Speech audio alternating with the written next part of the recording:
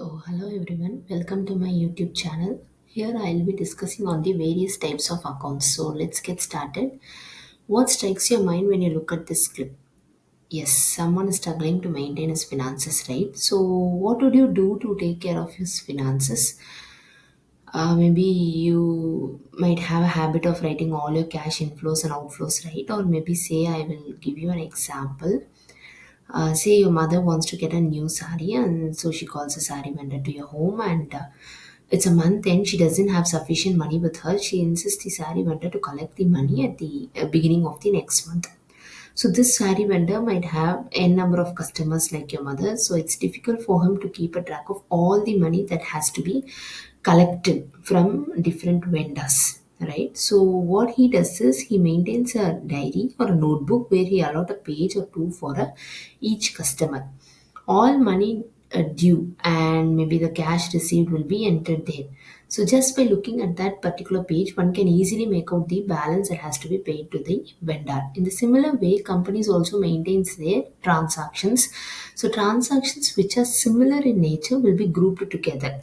So but only financial transactions will be recorded in the books of accounts, and non-financial transaction has to be avoided.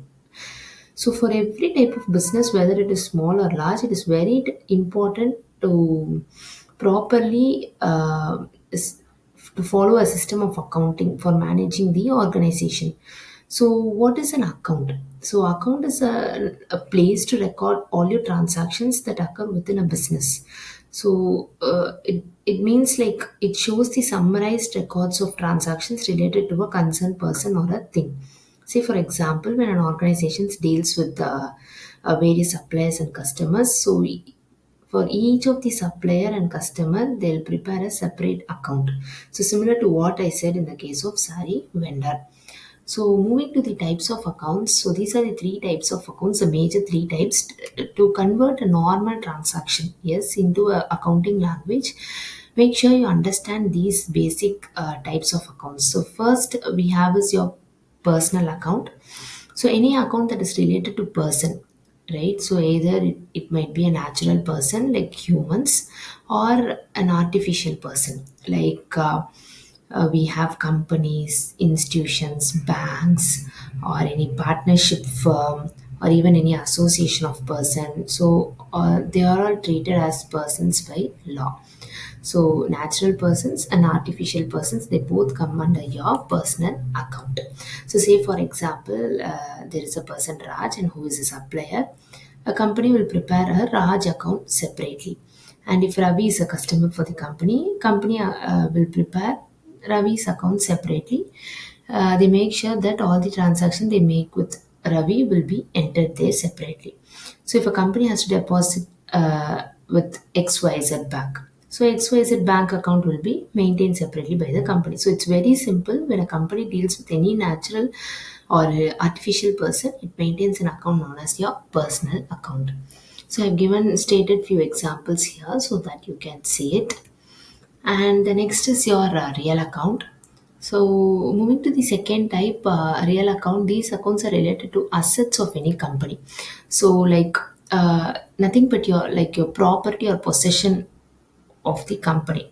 So like humans, company can also own, buy and sell the properties. Yes, so assets here can be of two types, tangible and intangible assets. So, assets which can be touched and seen are known as your tangible assets.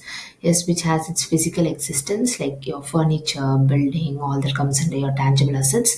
And intangible assets are like which cannot be touched and seen, say they do not have any physical existence, like your patent, goodwill, copyrights, which doesn't have any physical existence. So all that comes under your intangible assets.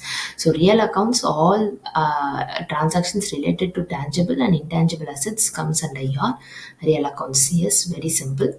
And moving to the third type, that is your nominal accounts. So nominal accounts here, it tells you about all your incomes, gains, expenses and losses. So any transactions dealing with any expenses, gains, losses, So income, so all that comes into your nominal account.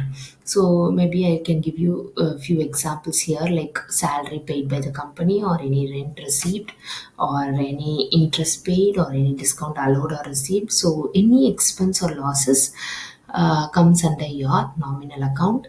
And so these are the three accounts. So if a transaction is given, you have to make sure you find out the major type in that particular transaction, either personal, real, or nominal, and based on that, a transaction will be converted into an accounting language. So that will be the first step in the accounting cycle.